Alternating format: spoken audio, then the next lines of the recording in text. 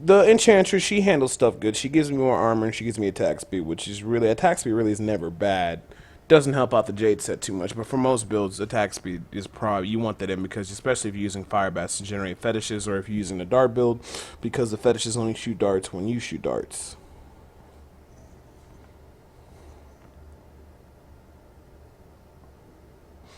Hey, is the only way to proc Haunt of Voxo with dart snake to the face? Well, you could use, I think it's what, a stun? I would say yeah, that's probably the safest thing to do with the Haunt of Voxo or something like that that actually would do that.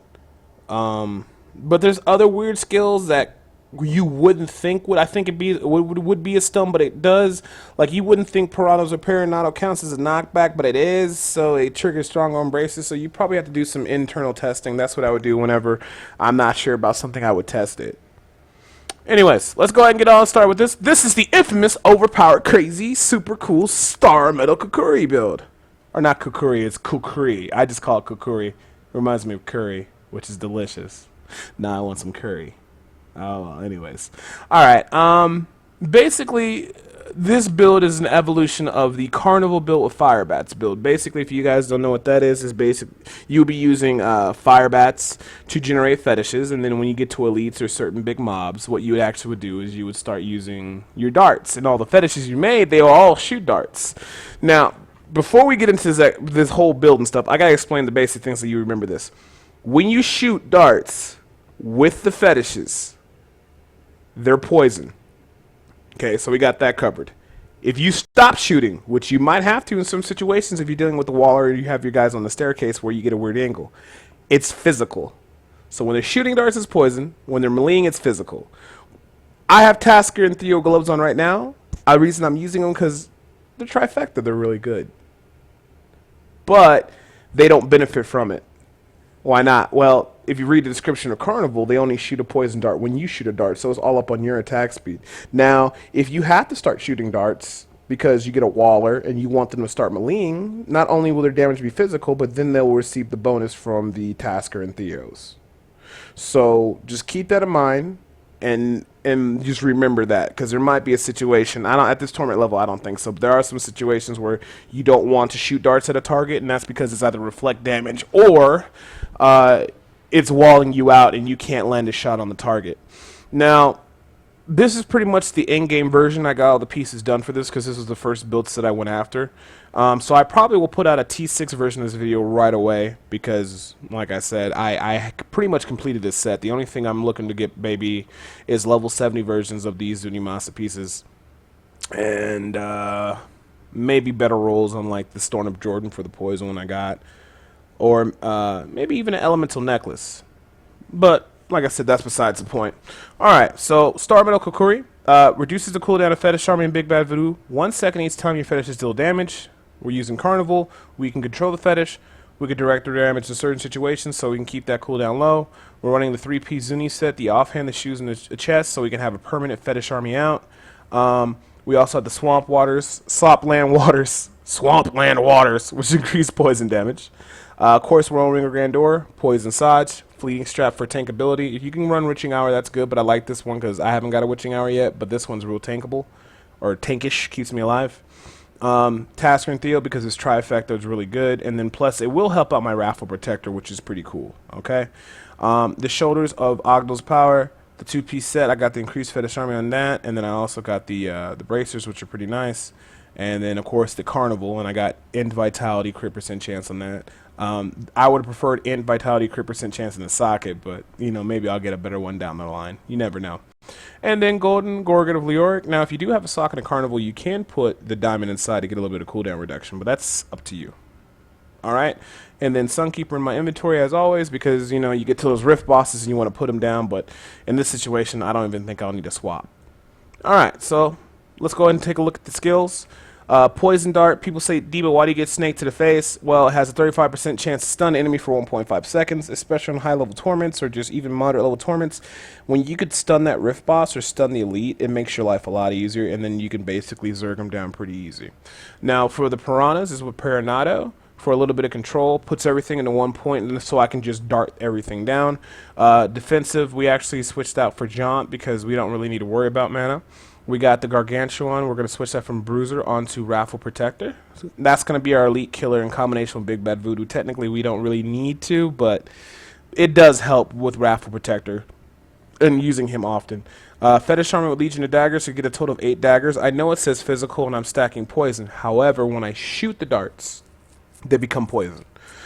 And we got Big Bad Voodoo Slam Dance. For the passes, we got Tribal Rights, which reduces the cooldown of our Gargantuan, the Fetish Army, and the Big Bad Voodoo. Pierce the Veil for extra damage. Graven Justice for further cooldown reduction. Now, you can switch this out to something else that you might like, but I like Graven Justice. This is my preference. And then Spirit Vessel to keep ourselves alive, because things do get pretty crazy. So, we got everything pretty well set up there. For Paragon points, we're going to do, like I said, int, just enough points into movement speed so we can get 20% or higher. I'm at 24% or 25 usually, so I'm pretty happy about that. We want attack speed because the fetishes only shoot darts when you shoot darts. Critical chance so they can crit, and the rest in the critical damage. Down the line, if you want to, you can get cooldown reduction if you want to get more of the Raffle Protector, but that's kind of up to you. Armor, all resistance, and life. Armor and all resistance first, then life percent, and then, of course, resource cost reduction, life on hit, and area of damage is last. So let's go ahead and open up this rift. We'll hop inside. Now, since we got the Zuni masterpieces, these little dagger guys are going to stay alive quite easily. Now, with this build, believe it or not, you can pretty much just spam as much as you want your skills and ability because everything's going to be on cost of cooldown reduction. So we got an elite right here, Paranado, everything like that, and then now, as you can see, I am just going to dart everything down and everything dies pretty quickly. Every time my fetishes land at damage, it basically resets the cooldown of Big Bad Voodoo and Fetish Army by 1 second. Now some people say, well, Debo, why are you recasting the Fetish Army when you already had the Zuni masterpieces out? Well, the big thing is if I'm going around a corner, right? Or I'm going to a certain area and my fetishes are not around the corner and I start shooting, they'll actually start hitting the wall. So to make my life a lot easier, and plus my cooldown is always low on the ability anyway, I might just resummon every time I drop Big Bad Voodoo, so the fetish summon on top of me, and then they're automatically in the Big Bad Voodoo and they're doing their damage. So, you know, I'm running around corners and stuff like that, and then as soon as I get to the next enemy mob, if I have it off cooldown, then I'll go ahead and recast it, otherwise I'll just dart everything down. But as you can see, the damage is pretty nice. Kills everything really quick. The damage versus elites is really nice as well because we have a good amount of increased damage to elites, and we also take a lot less damage from elites. And with the Big Bad Voodoo and the fetishes down, like I said, the fetishes hit for anywhere between 7 to 9, depending on the situation. If I have them inside of the Paranado and everything's aligned perfectly, they take like about 9 to 10 most on trash. Now elites take about 12 to 13 million. But you got to keep in mind that's for each fetish, and we have a really fast attack speed, so that's a lot of damage incoming. And like I said, we're just moving through the environment. And every time I get a group, I just recast all my buffs, recast all my major spells, because it really doesn't matter, because every time the fetishes do damage, they kind of just reset everything. We pack the Raffle Protector. As you can see, everything just dies really quickly. And the only thing you really need to get this build started off is really Star Medical Curry and the helmet, Carnevil. And then Zunimasa is pretty much for a quality of life check. Because you can run it without the Zunimasa, but then you have to make sure that you're timing your Fetish Army cast perfectly and that you're killing the enemies to reduce the cooldown of it. At some points before I had the Zunimasa set, I was depending on resetting the time for my Fetish Army. So I actually would have to put it on higher level torment so the monsters had more HP, so the fetishes by the time I finished killing the monster would be off cooldown. But I did feel a lot less stressed out and worrying about it if I had to reset my cooldown once I got to once I got all my Zunimasa pieces in alignment and what have you not. So we're running around, and like I said, it's a very straightforward build, and it's really good in parties as well too, because you constantly keep the Big Bad Voodoo set up, and if you have Slam Dance, that's increased 30% damage increase and 20% attack speed, and yeah, pretty much we're just going on a killing spree pretty much. I mean, there's not much else to explain about the build. Carnival lets us shoot poison darts. We stack poison darts and LLE damage to do the damage that we do. We got a lot of attack speed because the fetishes only shoot darts when we shoot darts. Star Medical Curry reduces the cooldown time on Big Bad Voodoo and our fetish army every time we land a hit. And then the Zuni masterpieces to ensure that we always have 8 fetishes out. And a lot of people say, again, Debo, why do you keep recasting them? It's just because if you, I rather just recast it when I put down Big Bad Voodoo, because when I recast them, the fetishes will be inside the Big Bad Voodoo, and I don't have to worry about positioning. That's why I always just recast it. The fetishes double dip when my damage increases. Oh, how do I put this? When my damage increases, their damage increases, because pets don't snapshot. They scale proportionally to what your damage is at the current time. So they scale off me because I'm in Big Bad Voodoo. Then also the fetish's damage is increased since they're inside the Big Bad Voodoo. However, while shooting darts, you got to remember, they only shoot darts as fast as I can, so they don't double dip on the attacks. They don't get anything beneficial from the attack speed. When I'm in Big Bad Voodoo, I shoot faster. And you would normally figure, well, okay, if you're in Big Bad Voodoo, Debo, and you're shooting faster, doesn't mean that your fetishes being in Big Bad Voodoo too, they'll shoot even faster? No, because if you read the Carnival description, it specifically says it only shoot darts when you shoot darts. So if you have a slow attack speed, your pets are going to shoot darts really slow. If you have a fast attack speed, they're going to shoot darts really fast. I mean, of course you want to balance it, though. You don't have to get necessarily too much attack speed, because if you always have Big Bad Voodoo down, that is going to increase your attack speed. So you actually theoretically can drop below 2 attacks per second, even though I don't like that, to get in more damage, and maybe instead of that attack speed, get something else. So right now, let me see if I can show you once I get another Big Bad Voodoo up. Or actually, let me see here. So right now my attack speed is 2.07, and then in Big Bad Voodoo it is 2.37. So that's what I mean, like, you really don't, since you always have it up, you don't have to have your attack speed too crazy. And the damage is nice because I go from 1.2 million to about 1.7. And in a party setting, they're always going to love you because you're always providing the Big Bad Voodoo. Now, in low-level tournament stuff, you really don't even need to keep resumming it over and over again. But I'm used to T6, and T6, it resets even faster because the mobs have more HP, so I'm always just resetting it out of habit. Because I always want to ensure that my fetishes are shooting darts inside of Big Bad Voodoo where I'm at. And the nice thing about playing this ranged build is that your fetishes never get close enough to be killed, even though they wouldn't be killed so easily. The only time you're going to pretty much have your fetishes doing damage up close is if you go against a monster or something like that that actually has a wall or anything along those lines where you can't get shots in, or maybe they have reflect damage, because that reflect damage and walling, it's pretty much, and mortar wall, and mortar wall, reflect damage are probably the hardest things I have to deal with in tournament level 6 when I'm running this build. Just because reflect damage kills me. Wallers are annoying because you can get walled in a bad manner, and then you can't shoot darts and you can't reset the cooldown. And mortar, because sometimes you can just walk into a room with mortar and you just instantly die because 2 or 3 mortars instantly hit you in the face. But the way I deal with the mortars and certain things like that is I actually will cast my pets, my Big Bad Voodoo, my Raffle Protector, walk outside the room, and let them kill everything before I stick my head back in.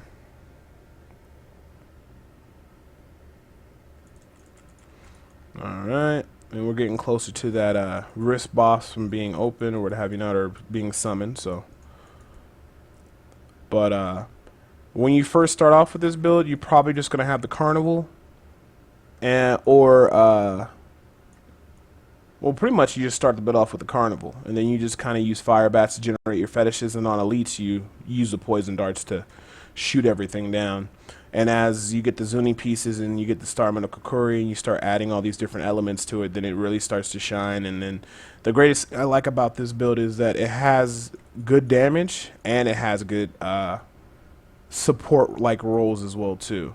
It has good utility in the sense that you can always keep up the Big Bad Voodoo. You can run different runes on the Big Bad Voodoo for your party, whether it's for healing or you're running with 2 witch doctors that have this setup. One will run healing, one will run the damage one, or anything along those lines. And when you're able to keep that Big Bad Voodoo up, because you're never really meant to keep it up as much as you can, or just be able to spam it as much as this, it really increases the farming rate, or it really improves the farming rate of a group, because if you always have that Big Bad Voodoo down, everybody's DPS and attack speed is going to increase, and that makes for everybody doing a lot more damage than they're supposed to do, and that means faster clear times on the bosses, and faster clear times on the bosses and trash mobs and elites means that you're going to be able to get T6 done a lot quicker, or whatever torment level you're farming.